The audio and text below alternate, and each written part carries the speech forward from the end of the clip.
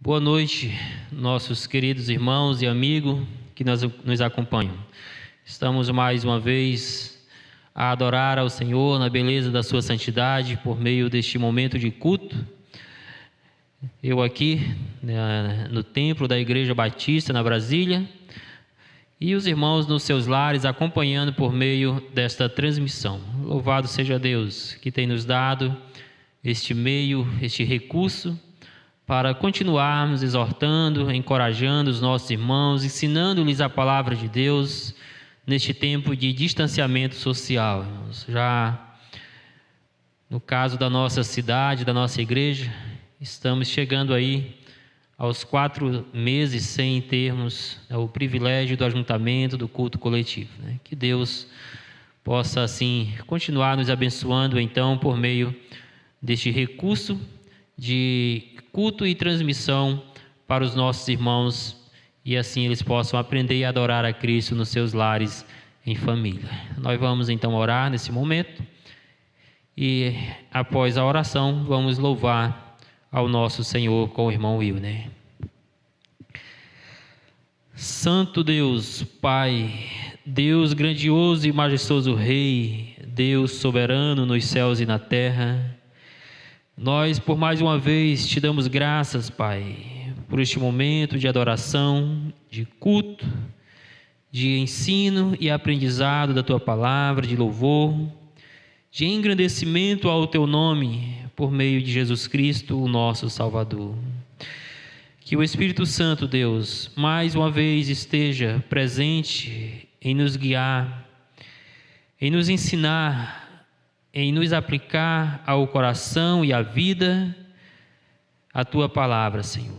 Fale, ó Deus, misericordiosamente com aqueles que estão a nos ouvir neste momento, ou que nos ouvirão em momentos posteriores, Pai. Que o Senhor abra a mente e o coração destes pecadores, para que eles compreendam as boas novas do Evangelho, compreendam a pecaminosidade do seu coração e possam crer em Jesus Cristo como seu Salvador. Que o Senhor, Deus, traga edificação na fé para os santos, traga crescimento no conhecimento e na graça do nosso Salvador Jesus Cristo, para que, como igreja, Deus, possamos continuar honrando ao Teu nome, neste momento de distanciamento social, Deus, mas de tempo de maior aproximação ainda do Senhor, Pai. Nos conduza para o louvor da Tua glória, é a nossa oração em nome do Teu Filho. Amém. Vamos então continuar louvando, glorificando ao nosso Salvador, cantando para a glória do nosso Redentor. Graça e paz, irmãos. Vamos adorar o Senhor com o cântico 18 do cantor cristão, Amor Sem Igual.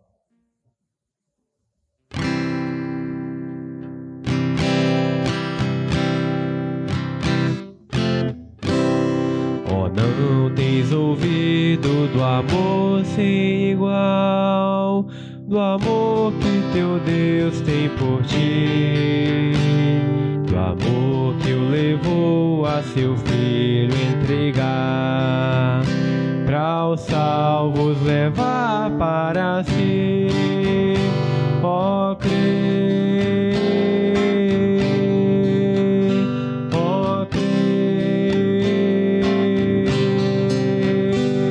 a graça de Deus te chama dos céus, ó, crê nesse amor sem igual.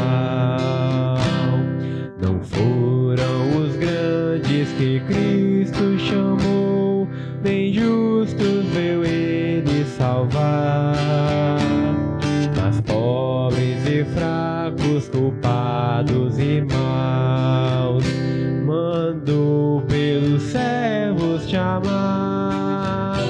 Ó, crê, ó, crê, a graça de Deus te chama dos céus, ó, crê nesse amor sem igual. O homem, porém, não podia chegar à santa presença de Deus, porque seus pecados qual grande montão, vedavam-lhe a entrada nos céus. Ó crer, ó crer, a graça de Deus te chama dos céus. Ó crer nesse amor sem igual, mas pelo seu sangue Jesus expirou a culpa dos crentes na cruz, tirando o pecado, o caminho mostrou, o qual para o céu nos conduz. Ó crer, ó crer, a graça de Deus te chama dos céus. Ó crer nesse amor sem igual, e tu, pecador, não desejas então o amor do teu Deus conhecer, por fé no Senhor como teu Salvador, irás alcançar tal prazer. Ó crer, ó crer, a graça de Deus te chama dos céus. Ó crer nesse amor sem igual. Amém. Vamos adorar o Senhor com o cântico 579 do Cantor Cristão, Olhando para Cristo.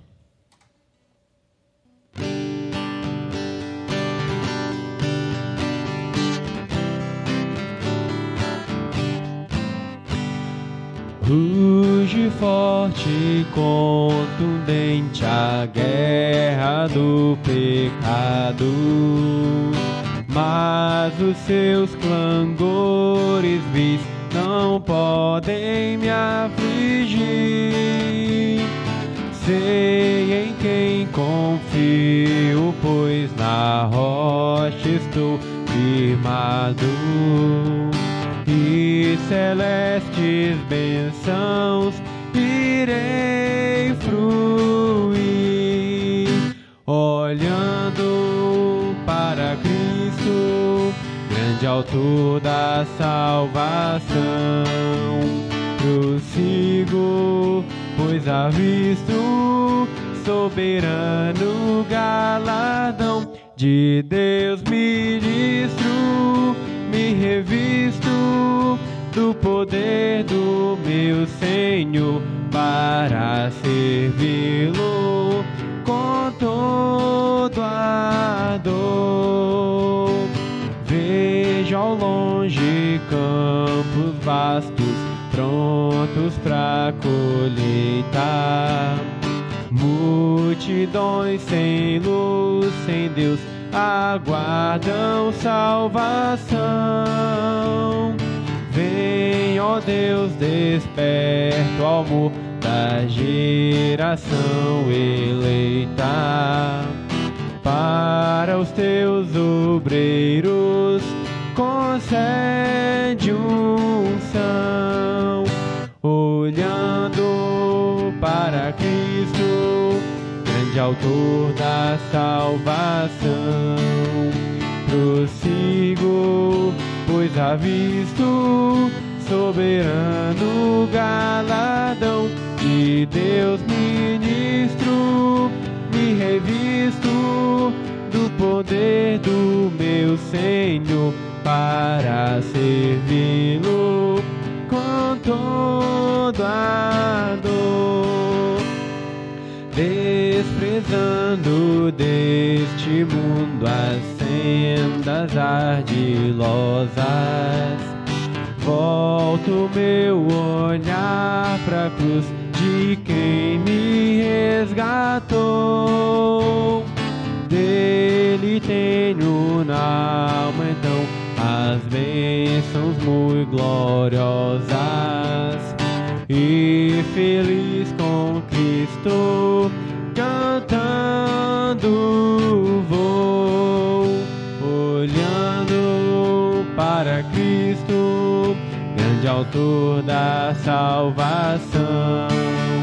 Prossigo, pois avisto soberano galardão de Deus ministro, me revisto do poder do meu Senhor para servi-lo com todo ardor.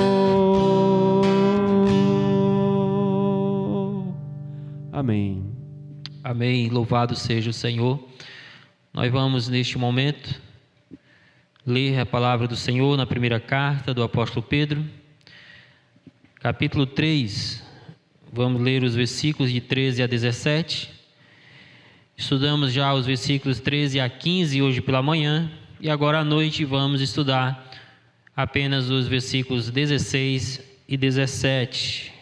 Primeira carta do apóstolo Pedro, capítulo 3, versículo 13 a 17, diz assim: Ora, quem há de maltratá-los, se vocês forem zelosos na prática do bem? Mas, mesmo que venham a sofrer por causa da justiça, vocês são bem-aventurados. Não tenham medo das ameaças, nem fiquem angustiados. Pelo contrário, santifiquem a Cristo como Senhor no coração, estando sempre preparados para responder a todo aquele que pedir razão da esperança que vocês têm. Mas façam isso com mansidão e temor, com boa consciência, de modo que naquilo que falam mal de vocês fiquem envergonhados estes que difamam a boa conduta que vocês têm em Cristo. Porque, se for da vontade de Deus, é melhor que vocês sofram por praticarem o bem do que praticando o mal. Senhor, nós pedimos, por mais uma vez, que a Tua graça esteja conosco, que o Espírito Santo seja o nosso professor neste momento de ensino, aprendizado e aplicação da Tua palavra, em nome de Jesus Cristo. Amém. Quero iniciar com uma pergunta. O que você faria se nesse exato momento houvesse uma conspiração, uma grande perseguição ao cristianismo, e você fosse preso e sentenciado, mas lhe fosse concedido a oportunidade de ser livre, desde que você negasse ser cristão? O que você faria numa situação como esta? Para pensarmos sobre isto, quero relembrar que pela manhã nós desmistificamos o que consta na placa de determinada igreja, que diz assim: venha e pare de sofrer. E fizemos isso recorrendo a alguns exemplos de servos de Deus que sofreram e foram mortos, mas continuaram crendo e adorando ao Senhor Jesus Cristo. Usamos também algumas informações do site Portas Abertas, que afirma termos hoje cerca de 260 milhões de crentes sendo perseguidos por causa da sua fé em Jesus. Por isso afirmamos ainda que o chamado para crer é também um chamado para sofrer. No entanto, não sofrer como um malfeitor, mas como fervorosos praticantes da justiça do Evangelho. E agora eu quero ainda usar outros exemplos de servos de Deus, que passaram por grandes sofrimentos em sua caminhada com o Senhor, mas que ainda assim continuaram crendo e adorando ao Senhor Jesus Cristo, e não negaram ser cristão, e não negaram a sua fé. Estes exemplos eu os tirei do livro Servos de Deus, escrito então pelo pastor Frank Ferreira. Ele diz assim, se referindo aos personagens bíblicos, em especial ali do Novo Testamento: Mateus sofreu martírio pela espada. Marcos, depois de ser arrastado pelas ruas da cidade de Alexandria, foi morto. Lucas foi enforcado no Oliveira. Tiago foi decapitado. Tiago, o menor, foi espancado até a morte. Filipe foi enforcado numa coluna. Bartolomeu foi esfolado vivo. André foi preso numa cruz e depois foi decapitado. Barnabé foi apedrejado até a morte pelos judeus. Paulo, não antes de passar por muito sofrimento, finalmente foi decapitado. Pedro foi crucificado de cabeça para baixo, enquanto João, em certa ocasião, foi lançado num caldeirão de óleo fervente, mas conseguiu escapar da morte e foi exilado na ilha de Pátimo. Todos estes mártires da fé, um dia ficaram frente a frente com a morte, mas não negaram ser cristãos. Quero ainda fazer menção a 2 exemplos, um mais tardio, o outro mais recente. O primeiro é o de Policarpo, bispo da igreja de Esmirna. Este homem foi duramente perseguido por causa do cristianismo, por causa da sua fé em Jesus, até que então ele decidiu parar de fugir e deixou-se ser preso pelos seus perseguidores. Quando ele foi então preso, as autoridades deram a ele a oportunidade de sair livre, de sair ileso de toda aquela situação, desde que ele negasse conhecer a Jesus Cristo. Ao que ele respondeu o seguinte: vivi 86 anos servindo-lhe e nenhum mal ele me fez. Como poderia eu maldizer ao meu rei que me salvou? Ainda sobre Policarpo, antes de ser queimado vivo, porque esta foi a sua sentença, ser queimado vivo, Policarpo fez esta oração diante da fogueira: Senhor, Deus Todo-Poderoso, eu bendigo por me teres achado digno deste dia e desta honra, de tomar parte entre os mártires e do cálice de teu Cristo para a ressurreição eterna. Por isso, a todas as outras coisas, por isso e por todas as outras coisas, eu te louvo, te bendigo, te glorifico, pelo eterno e celestial sacerdote Jesus Cristo, teu Filho amado, pelo qual seja dada a glória a ti, com ele e o Espírito Santo, agora e pelos séculos dos séculos. Amém. Tendo dito isto, foi então lançado em uma fogueira e queimado vivo. O outro exemplo é do Dr. Martin Lloyd Jones, um piedoso pastor, outrora médico auxiliar da rainha da Inglaterra, que em certo tempo da sua vida, este homem piedoso, esse pastor comprometido com o Evangelho, ele que escreveu inúmeros comentários, livros, que até hoje edificam a fé de muitos cristãos, em certa ocasião foi acometido de câncer. E depois de padecer, de muito sofrer, por causa desta enfermidade, já nos seus dias finais, de tanta fraqueza, ele perdeu a sua fala. Porém, ele escreveu em um papel um pequeno bilhete para a sua família, que constava assim: não orem pedindo a minha cura, não me retenha de entrar na glória. São exemplos de homens piedosos, de servos de Deus, que um dia tiveram que beber de muito sofrimento, que um dia tiveram que enfrentar a morte, mas continuaram crendo e adorando ao Senhor Jesus Cristo, que continuaram defendendo com solidez a razão da sua esperança em Cristo Jesus. Tendo dito isto, eu quero estudar com os meus irmãos neste momento, que mesmo diante do sofrimento, O crente precisa defender a sua fé com conduta irrepreensível. Todos estes exemplos citados e muitos outros da história e muitos outros exemplos que constam nas Escrituras. Quando perseguidos, quando diante do sofrimento, defenderam a sua fé com integridade, com a integridade que o Evangelho requer. E eu quero olhar no texto 3 lições relacionadas a esta irrepreensibilidade que o crente precisa ter ao defender a sua fé diante do sofrimento.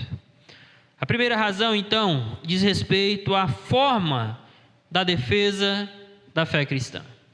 Precisamos relembrar que esse texto 16 e 17, ele está unido ao anterior, em especial ao versículo 15, que fala que o crente precisa estar preparado para responder a todo aquele que pedir razão da sua fé. Então, o que estes versículos agora vão nos ensinar é como que o crente deve fazer isto.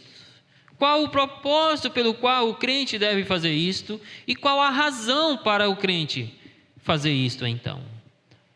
E serão justamente estas as 3 lições. A forma da defesa cristã, a finalidade da defesa da fé cristã e a razão da defesa da fé cristã. Dito isso, então, vamos analisar a primeira lição do texto, a forma da defesa da fé cristã. Pedro disse anteriormente: estejam preparados para responder todo aquele que pedir razão da sua fé. A pergunta que deveria vir então à nossa mente é: mas Pedro, como nós devemos fazer isso, Pedro? Há uma forma adequada, há uma forma honrosa de defendermos a nossa fé diante das ameaças, diante das perseguições? Sim, há, meus irmãos. E é isso que vamos aprender. Veja comigo aí o início do verso 16. Mas façam isso o quê?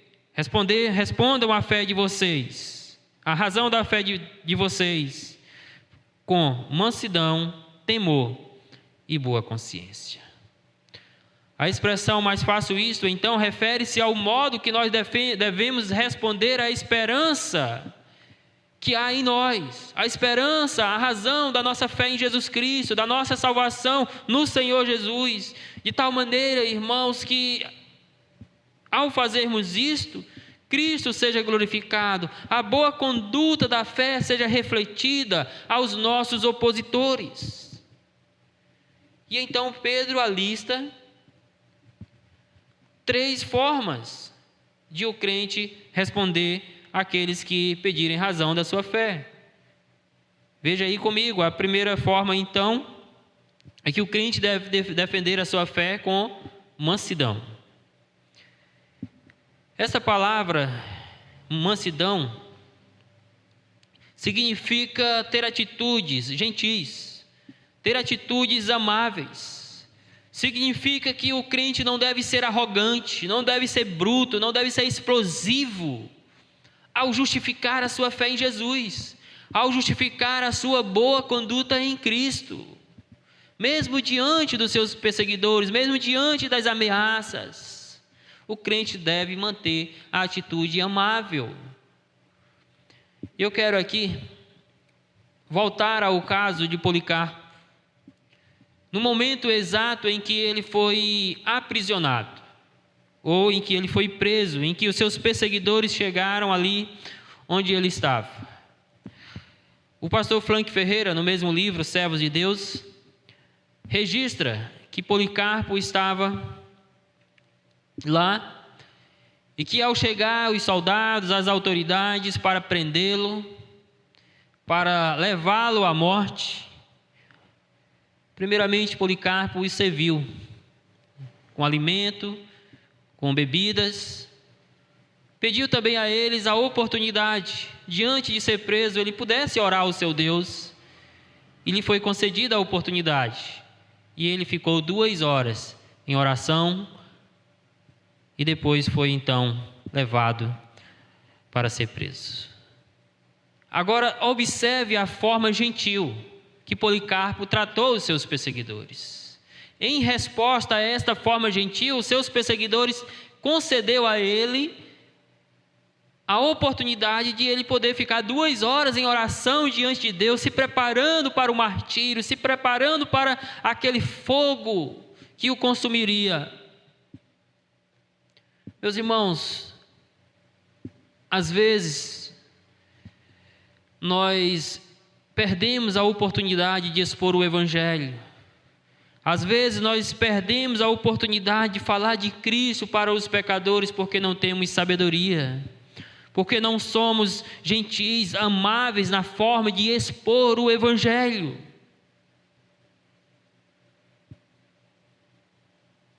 E Pedro está dizendo: defendam a fé de vocês, expliquem a fé, a salvação de vocês de forma mansa, de forma gentil. Agora é digno de nota, irmãos, que o mesmo Pedro que está dizendo isto, em certa ocasião defendeu a sua fé com violência, defendeu a sua fé partindo para a ignorância, inclusive ferindo fisicamente os seus opositores, os seus perseguidores. É isso que consta lá em João, capítulo 10, versículos de 1 a 12, mas eu quero registrar aqui apenas versículos 10 e 11, que consta assim, o texto é conhecido, o momento em que os soldados chegam para prender a Jesus Cristo, juntamente com Judas, o traidor. O versículo 10 diz assim: então Simão Pedro, diante dos soldados que chegaram para prender Jesus, então Simão Pedro puxou da espada que trazia e feriu o servo do sumo sacerdote, cortando-lhe a orelha direita, e o nome do servo era Malco. Mas Jesus disse a Pedro: guarda a espada na bainha, por acaso não beberei o cálice que o meu pai me deu? Meus irmãos, agora a pergunta: de onde esse Pedro explosivo, de onde esse Pedro que reagiu com tanta violência, aprendeu essa mansidão que agora ele está pedindo aos seus irmãos? Evidentemente ele aprendeu do próprio Senhor Jesus Cristo. Ele aprendeu do próprio Jesus, que em certa ocasião disse: tomem sobre vós o meu jugo e aprendam de mim, porque eu sou manso e humilde de coração. É por isso que, se você fizer uma análise da vida de Pedro, o Pedro do livro de Atos, o Pedro das suas cartas, é um Pedro diferente dos evangelhos. É um Pedro mais manso, é um Pedro mais gentil, é um Pedro mais amável, é um Pedro mais compreensivo com os erros dos irmãos.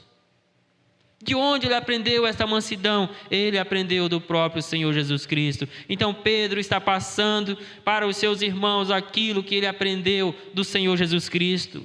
Sejam mansos ao defender a fé de vocês. Poderíamos dizer que Pedro estaria dizendo: não façam como eu naquela ocasião, que parti para a violência, que cortei a orelha de um soldado, mas sejam amáveis, sejam gentis com os perseguidores da fé de vocês. Então, meus queridos, longe de sermos explosivos, como Pedro dos evangelhos, o crente precisa manter a calma, mesmo quando injustiçado, mesmo quando difamado, a fim de dar um bom testemunho da sua fé em Jesus Cristo. Mas a segunda forma de defender a fé é com temor. É evidente que essa palavra temor primariamente se refere a Deus. Diz respeito à reverência, diz respeito ao compromisso do crente de honrar a Deus com as suas ações. Então devemos responder à nossa fé com temor, com o propósito de que Deus seja honrado, de que Deus seja glorificado por meio da nossa conduta. Mas também esse termo traz para nós a ideia de respeito ao próximo, de respeito àqueles que até mesmo podem estar nos ameaçando, com respeito àqueles que até mesmo podem estar difamando a nossa fé, falando mal de nós, como vai dizer o texto. Nós devemos expor para estas pessoas o Evangelho. Nós devemos expor para estas pessoas a razão da nossa fé, a razão de continuarmos adorando a Cristo nos momentos de adversidades, com respeito a elas. sem perseguições, nem mesmo a vida religiosa daquelas pessoas. Sim, devemos expor o pecado, devemos desnudar a conduta pecaminosa daquelas pessoas à luz do Evangelho, mas devemos fazer isso com todo o respeito que elas merecem. De fato, meus irmãos, o testemunho da fé deve ser acompanhado por uma vida piedosa, que reflita o caráter de Cristo e o temor que nós temos a Deus. Não testemunhamos da nossa fé desrespeitando e atacando a fé do outro, mas expondo com sabedoria as boas novas da salvação e testemunhando do que é verdadeiramente ser um servo e uma serva de Deus. Mas a terceira forma de defender a fé é com boa consciência, diz o apóstolo Pedro. Esta expressão boa consciência diz respeito a uma pureza interior, diz respeito a uma consciência livre das manchas do pecado. Meus queridos irmãos, uma consciência que está em paz com Deus, uma consciência que está tranquila pela certeza de que está tendo uma conduta digna do Evangelho. A boa consciência, irmãos, do verdadeiro crente, ela fica pesada quando ele age em desarmonia com a sua fé. A consciência do crente o maltrata, o acusa, o reprova, quando ele está com a sua vida manchada pelo pecado. De tal maneira que se alguém professa a fé em Jesus, mas não sente a dor da culpa e da vergonha do pecado na sua consciência, então podemos até dizer que nem crente ele é. Porque essa boa consciência é a consciência guiada pelo Evangelho. É a consciência que foi purificada pelo sangue de Cristo Jesus. É a consciência que não se conforma com o pecado. Desta maneira, de acordo com Romanos capítulo 2, versículos 14 e 15, a consciência tem o papel de aprovar ou censurar as nossas ações. Vejam o que diz lá. De fato, quando os gentios que não têm a lei praticam naturalmente o que ela ordena, tornam-se lei para si mesmos, embora não possuam a lei, pois mostram que as exigências da lei estão gravadas em seus corações. Disso dão testemunho também a consciência e os pensamentos deles, ora acusando-os, ora defendendo-os.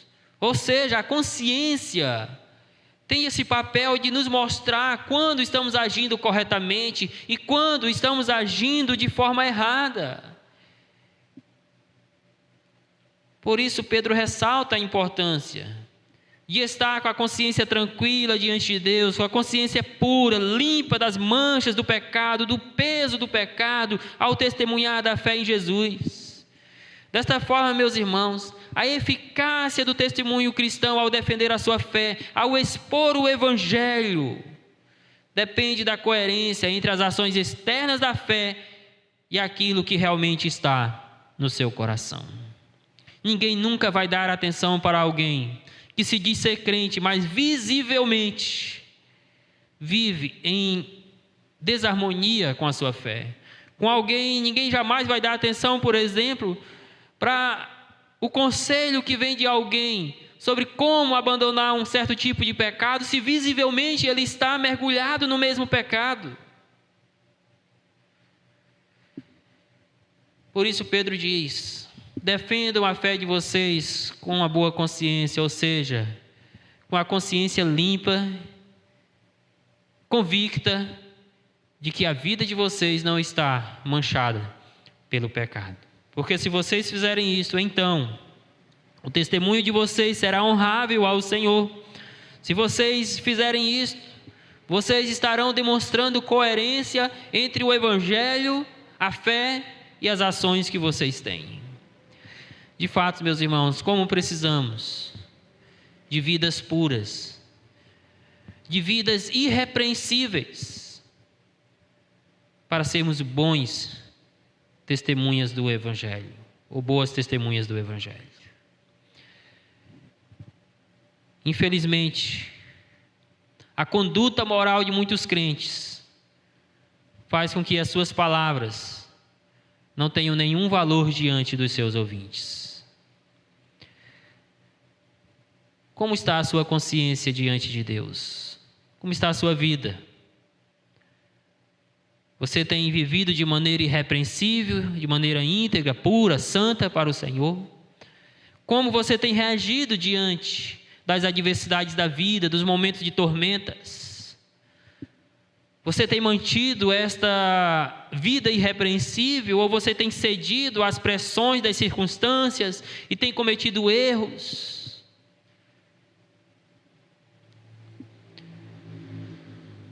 Por exemplo, quantos cristãos, pressionados pelas circunstâncias de uma crise financeira, cometem o erro de buscar dinheiro emprestado no ramo da agiotagem?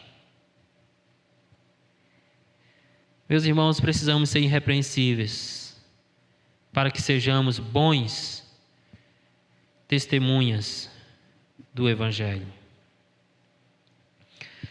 Então, estamos estudando que diante do sofrimento o crente precisa defender a sua fé com uma conduta irrepreensível. E estamos vendo 3 lições a respeito desta forma do crente defender a sua fé. A primeira lição diz respeito à forma da defesa da fé. Tem que ser feita com sabedoria, ou nas palavras do texto, com mansidão, com temor e com a consciência limpa. A segunda lição diz respeito à finalidade da defesa da fé, irmãos. Não defendemos a fé para mostrarmos que somos bons apologetas da fé. Não é esse o nosso papel. O nosso papel não é expor o nosso ser.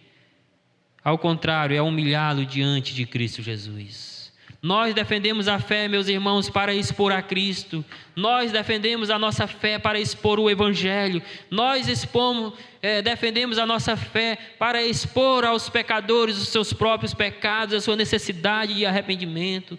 Nós defendemos a nossa fé para darmos testemunho da nossa boa conduta em Cristo Jesus, de tal maneira que aqueles que nos perseguem sejam envergonhados no dia do Senhor. Veja aí o que Pedro diz. De modo que, naquilo que falam mal de vocês, fiquem envergonhados estes que difamam a boa conduta que vocês têm em Cristo. A expressão de modo que indica que o motivo da boa consciência na defesa da fé é que as pessoas não tenham razão ao falar mal de nós. Que devemos, meus irmãos, ter uma vida pura e irrepreensível ao defender a nossa fé em Cristo, para que estes difamadores da fé não cheguem a dizer: está vendo, olha ele ali em pecado, está vendo como eu tinha razão, está vendo como esse cara não é crente, está vendo como essa moça não é crente, olha a conduta dela na escola, olha a conduta dela no trabalho. Pedro está dizendo: defendam a fé de vocês com mansidão, com temor e com uma boa consciência, com uma vida irrepreensível, para que esses malfeitores não tenham razão ao falar mal de vocês. A palavra difamar aqui tem um sentido de conversas que são inventadas com a intenção de manchar a honra ou o caráter de alguém. Pedro está dizendo: olha, se vocês tiverem essa conduta irrepreensível, se vocês tiverem de fato uma boa conduta diante dos homens, diante da sociedade, diante do sofrimento, das perseguições, das difamações, estas pessoas que estão inventando conversa a fim de prejudicar a moral de vocês, um dia serão envergonhadas, um dia terão que assumir que estavam erradas, porque eles não viram erros na vida de vocês. Como crentes, devemos sim ter uma conduta irrepreensível, pura, para que um dia esses que falam mal de nós e até difamam a nossa moral, o nosso caráter, sejam envergonhados e tenham que assumir que estavam errados ao nosso respeito, que verdadeiramente nós somos servos de Deus. E lembro-me, neste momento, dos minutos finais da morte da vida de Cristo naquele madeiro. Já na verdade, quando Cristo estava entregue à morte. E o texto de Marcos, capítulo 16, os versículos finais da crucificação, vão dizer que um centurião, ou seja, um gentil, olhando para Cristo Jesus, proferiu as seguintes palavras: verdadeiramente este era o Filho de Deus. Isso por causa da vida irrepreensível de Cristo. Isso por causa da sua morte de cruz, no cumprimento da vontade de Deus. Meus irmãos, a nossa vida, a nossa conduta moral, espiritual, tem que de fato ser irrepreensível, até para que um dia os nossos acusadores, os nossos opositores, os nossos colegas de trabalho, de escola, de faculdade, possam olhar para nós, vendo a nossa boa conduta cristã e dizendo: verdadeiramente eu me enganei, porque eis aí um homem de Deus, eis aí uma mulher de Deus, eis aí uma moça de Deus, uma adolescente de Deus, com uma vida digna do Evangelho.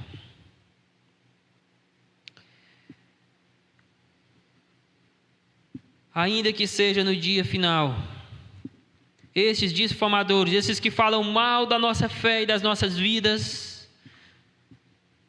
terão que concordar que as suas acusações aos crentes eram falsas. Por isso o texto diz que a finalidade da boa conduta na defesa do Evangelho é envergonhar os opositores da fé cristã, mostrando que eles estão errados ao rejeitarem o cristianismo e tudo o que ele representa, e perseguir os seus seguidores. A palavra conduta é o mesmo que comportamento ou procedimento, e diz respeito aqui ao estilo de vida daquele que creu em Jesus, diz respeito aqui ao modo da vida unicamente pela fé.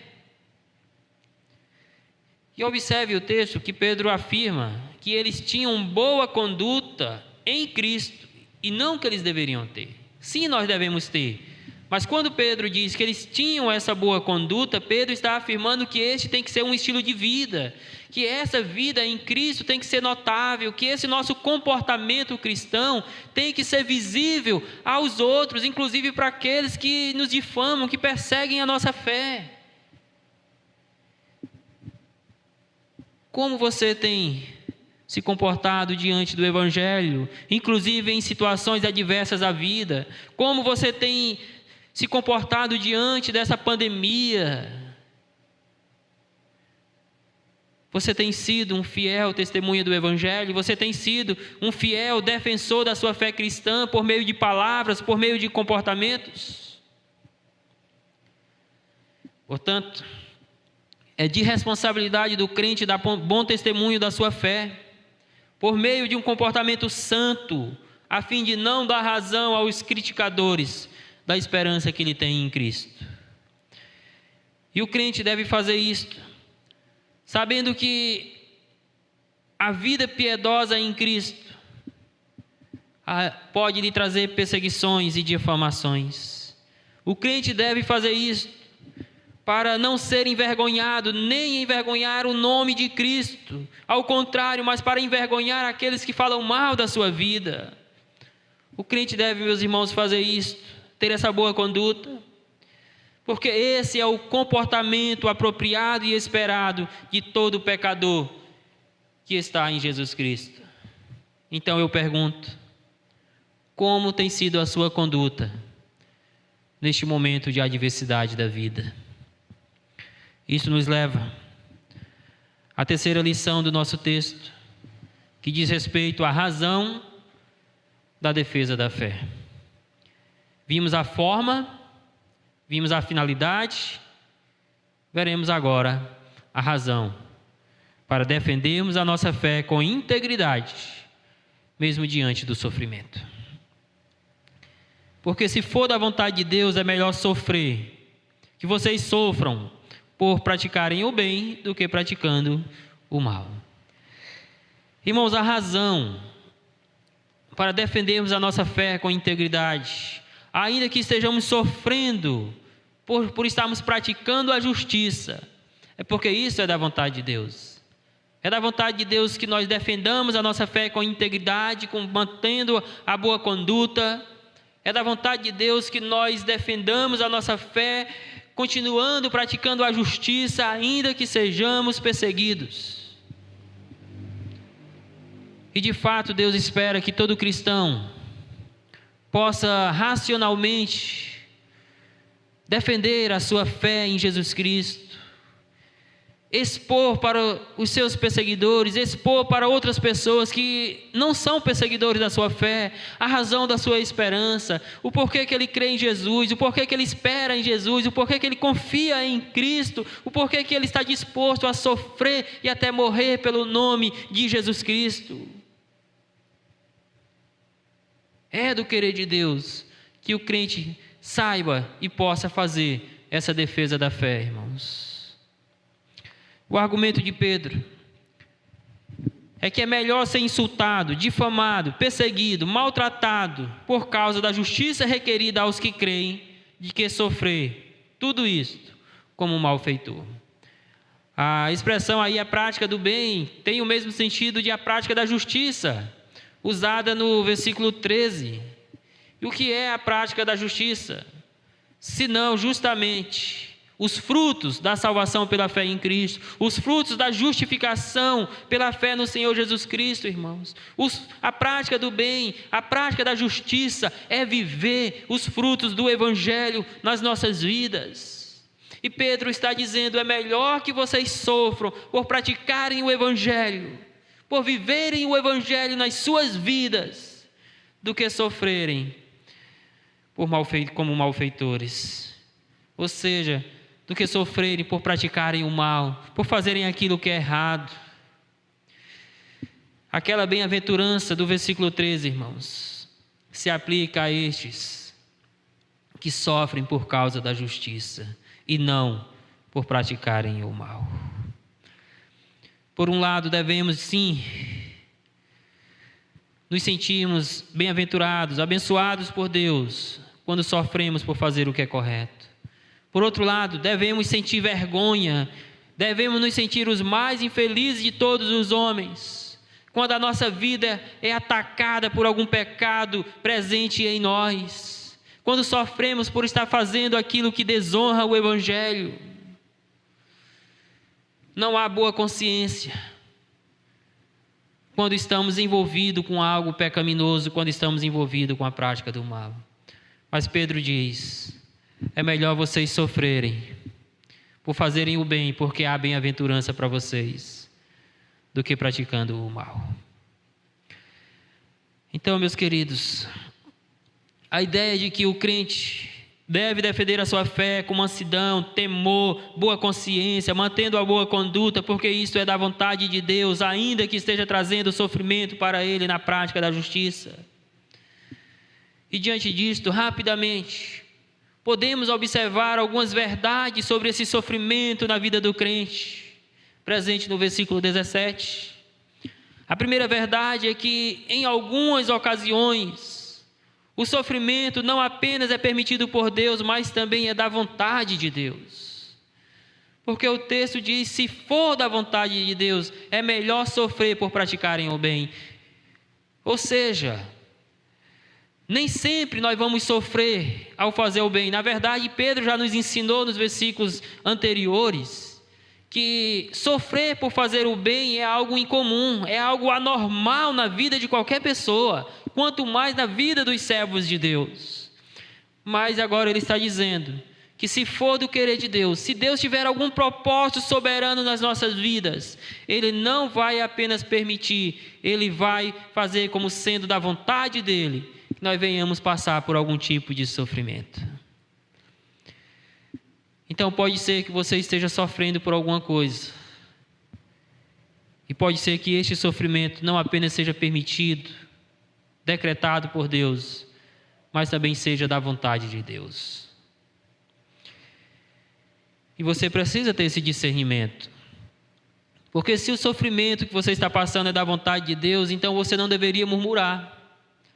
Ao contrário, você deveria não se alegrar com a dor em si, mas por estar sendo encontrado digno de sofrer por causa do Evangelho.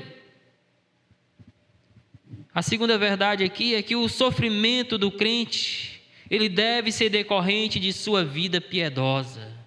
Por isso, Paulo já nos ensina que aquele que quiser viver piedosamente em Cristo será perseguido. Por isso, o Senhor Jesus Cristo já ensinou que bem-aventurado aquele que sofre que é perseguido por causa da justiça. Por isso, Pedro também já nos disse: bem-aventurados são vocês quando vocês forem perseguidos por causa da justiça, irmãos.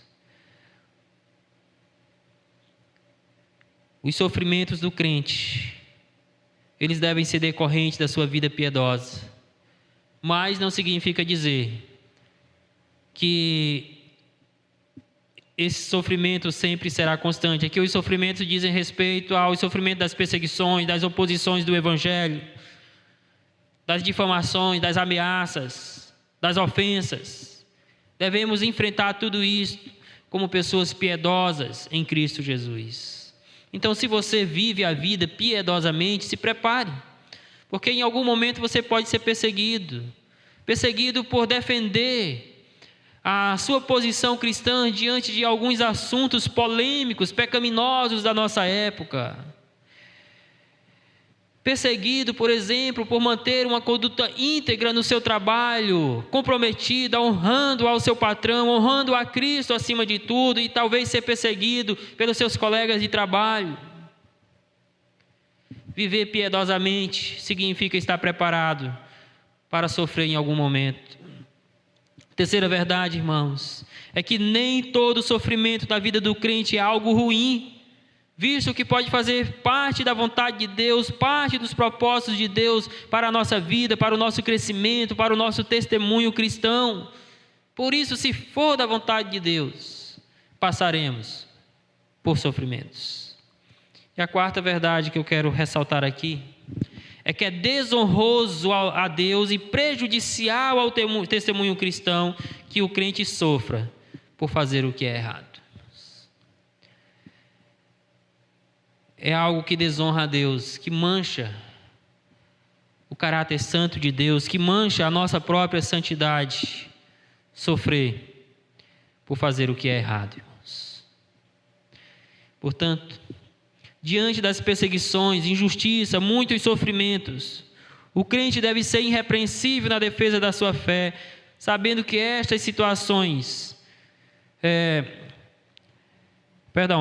diante das perseguições, injustiças e sofrimentos, o crente deve ser irrepreensível na defesa da sua fé, sabendo que, se estas situações foram causadas pela prática do bem, então é da vontade de Deus que ele passe com tudo isso ou por tudo isso, e passe com integridade cristã. E a pergunta agora é: como você tem lidado com as hostilidades da fé? E quais são as causas dessa hostilidade? É o seu reto viver, a sua prática da justiça, ou uma conduta errada sua com relação a Deus e à sociedade? Então, meus irmãos, estudamos que, diante do sofrimento, o crente deve defender a sua fé com uma conduta irrepreensível. E estudamos 3 lições com relação a isto. A primeira lição diz respeito à forma da defesa da fé. Devemos defender a fé com mansidão, com temor a Deus, respeito ao próximo e com uma consciência pura, limpa das impurezas do pecado. A segunda lição diz respeito à finalidade da defesa da fé. Devemos defender a nossa fé, o Evangelho, não para nos mostrar como super crentes, não para nos mostrar como super conhecedores da palavra de Deus, mas para humilhar o pecador diante dos seus próprios pecados, para dar testemunho da boa conduta em Cristo Jesus, de tal ponto que aqueles perseguidores um dia possam assumir que as suas acusações eram falsas e possam reconhecer em nós verdadeiros servos e servas de Deus. A terceira lição diz respeito à razão da defesa da fé. Devemos defender a fé porque é da vontade de Deus, irmãos. Devemos defender a fé no meio do sofrimento, porque se sofremos por fazer o que é certo, isto é da vontade do nosso Deus. E aí eu quero deixar 3 aplicações. A primeira aplicação é a seguinte: durante as provações da sua fé, a sua vida precisa refletir o caráter santo de Cristo por meio de uma consciência limpa e de uma conduta impecável. É isso que Deus espera de você diante das perseguições. Ainda que você seja colocado diante das autoridades para ser preso e até morto por causa da sua fé, o que Deus espera de você é que nessa ocasião você possa refletir o caráter santo de Cristo. É que nesta ocasião você possa demonstrar uma vida limpa, uma conduta irrepreensível, impecável diante de Deus e diante dos homens. Meus irmãos, devemos resistir às provações da fé, que são muitas, com perseverança, com santidade, espelhando em nossas vidas a santidade do nosso Salvador Jesus Cristo. Você tem feito isto? Como você tem lidado com as provações, com as adversidades da vida, com aquelas notícias sobre enfermidades e outras situações? A segunda aplicação é que devemos aceitar os sofrimentos advindos da prática da justiça, ou seja, do viver no Evangelho, como sendo da vontade de Deus, usando-os para crescer espiritualmente em confiança, santidade e temor a Deus, imitando os passos do nosso Senhor Jesus Cristo e de muitos outros servos do passado. Nós citamos na introdução o exemplo de muitos servos de Deus, tanto do período bíblico, quanto também da história do cristianismo. Todos eles foram expostos a muito sofrimento e chegaram a perder a vida por causa da fé em Jesus. Mas todos eles, meus queridos irmãos, durante a sua tormenta, cresceram em confiança em Deus, cresceram em santidade, mantiveram a santidade até mesmo diante do martírio, cresceram no temor a Deus até mesmo diante do martírio, porque eles estavam imitando os passos do seu Salvador Jesus Cristo e de outros servos do passado. Nós devemos fazer o mesmo. Devemos olhar para a história das Escrituras, devemos olhar para a história da igreja cristã. Quantos homens, quantas mulheres de Deus foram perseguidos, mortos, por causa da sua fé em Jesus, mas ainda assim não deixaram de viver em confiança, santidade e temor a Deus. Nós vivemos, meus queridos, numa geração de cristãos fracos, de cristãos que negociam a sua santidade com qualquer situação, que barganham a sua santidade com qualquer situação desta vida. Nós vivemos numa sociedade cristã fraca, com pouco conhecimento de Deus, que não demonstra temor de Deus nas suas ações. Mas nós devemos usar toda e qualquer situação, inclusive o sofrimento que vem por causa da justiça, para continuarmos adorando a Cristo em santidade, temor e confiança. Terceira aplicação é que devemos lidar com o sofrimento com discernimento, para saber quais os fatores que os trouxeram até nós. Um bom exemplo disso é olhar para o livro de Jó. Aqueles seus ditos amigos queriam convencer a Jó de que todo o sofrimento que ele estava passando é porque ele estava em pecado. Mas Jó estava com a consciência limpa diante de Deus. Jó tinha uma boa consciência de Deus, de que ele não havia pecado contra o Senhor, de que ele não estava vivendo em pecado. Mas toda a argumentação destes ditos amigos de Jó era convencê-lo: você está sofrendo e o seu sofrimento é porque você está em pecado. E aí nós sabemos quantas acusações eles fizeram a este servo de Deus, irmãos. Nós precisamos ter discernimento para saber o que está causando o sofrimento às nossas vidas. Por exemplo, estamos sofrendo por causa da fé e da prática da justiça? Estamos sofrendo por causa da nossa piedade cristã? Ou ainda, estamos sofrendo por causa de algum pecado? De fato, tem pecado no nosso coração, a nossa consciência está suja, e como uma forma de nos disciplinar, Deus nos entregou ao sofrimento, às perseguições. Temos que ter esse discernimento, irmãos. Porque sim, muitas das vezes Deus, Ele nos disciplina através dessas situações, dessas perseguições, destes sofrimentos. Um bom exemplo disso é a disciplina que Deus trouxe ao rei Davi, após aquele adultério, após aquele assassinato.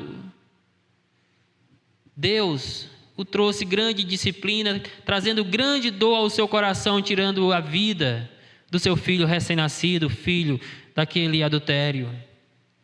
Então tenha discernimento, para que quando as coisas estiverem ruins na sua vida, você saber avaliar se isso não é de fato causado por algum pecado no seu coração, ou se é devido à sua prática da justiça, da retidão. Ou ainda tenha discernimento para saber se este sofrimento não é causado por situações naturais desse mundo de pecado, como por exemplo uma enfermidade que todos nós estamos passíveis de assim pegar, como por exemplo este vírus. Se alguém pegar este vírus, não significa que aquela pessoa está em pecado, embora às vezes possa estar. Mas pode ser um sofrimento natural, advindo deste mundo pecaminoso, de conviver no meio de pessoas pecaminosas, de lidar com situações pecaminosas. O fato é, precisamos ter discernimento para saber a causa dos sofrimentos que chegam até nós. É por causa da nossa fé? É por causa de pecado? Ou simplesmente é causado por situações naturais deste mundo pecaminoso? Que Deus possa abençoar e aplicar essa palavra ao seu coração, de tal maneira que você continue crendo e adorando a Cristo. E diante dos sofrimentos, das adversidades, das tribulações, você possa defender a sua fé com uma conduta irrepreensível, impecável, diante de Deus e dos homens. Eu quero orar com você nesse momento. Santo Deus e Pai Todo-Poderoso, Deus onipotente, onisciente, Deus que é santo, santo, santo, te louvamos, Senhor, por este momento de estudo da Tua Palavra. A minha oração, Pai Santo, é que o Senhor nos prepare para os momentos de adversidades da vida, e que jamais, Senhor, venhamos sofrer por estarmos fazendo aquilo que é errado, mas se for da Tua vontade que venhamos a sofrer, ó Deus, que seja por causa da nossa piedade, da nossa defesa no Evangelho, da prática da justiça, ó Pai querido. E que, ó Deus Santo, o Senhor aplique essa palavra ao coração dos nossos ouvintes, ao coração da Tua igreja, do Teu povo. Que o Senhor traga consolo, esperança para o coração daqueles que estão sofrendo. E que o Senhor nos prepare, ó Deus, para quando necessário sabemos fazer a boa defesa da fé cristã com uma conduta irrepreensível. Em nome de Jesus Cristo. Amém. Amém. Louvado seja Deus. Que o Senhor abençoe a sua vida. Obrigado por nos acompanhar por mais este momento de adoração. E até a próxima ocasião que o Senhor nos permita estarmos juntos. E aí, espero que você tenha gostado desse vídeo que você acabou de assistir. Não se esqueça de dar seu joinha, seu like, compartilhar esse vídeo e se inscrever no nosso canal e ativar o sininho.